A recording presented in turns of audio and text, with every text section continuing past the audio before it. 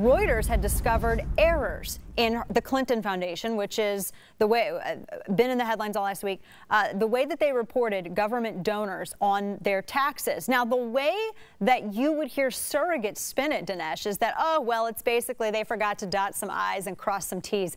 What is the real depth and breadth of this?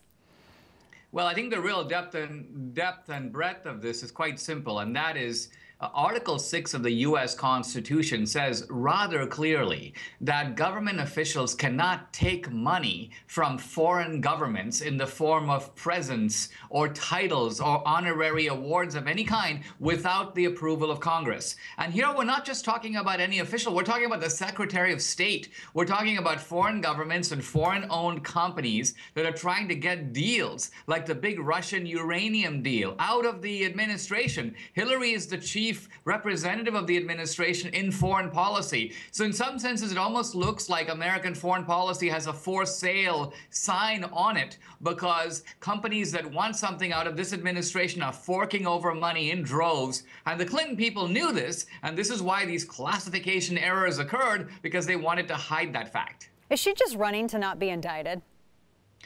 Well, I think the remarkable thing is the very fact that there is a higher temperature of media scrutiny on Hillary tells me that maybe the Obama first black immunity is not going to extend to Hillary Clinton. For a moment, I thought it would, that the first woman halo would cover her in such kind of sanctity that she would not be subject to normal types of press examination. But maybe they think that Hillary is a big girl, she's been around, and there's a sort of a sinister side to her that is being corroborated by these latest revelations. What gets me, Dinesh, is that you had a small error with campaign law. This woman was basically selling trade policy and who knows what else, because those 30,000 emails were deleted after they were subpoenaed, through the State Department for the Clinton Foundation, which is becoming, it's looking more and more like a money laundering organization, and gave up 20% of uranium production capacity over to Russia, our geopolitical foe. And yet she's running for the White House in 2016.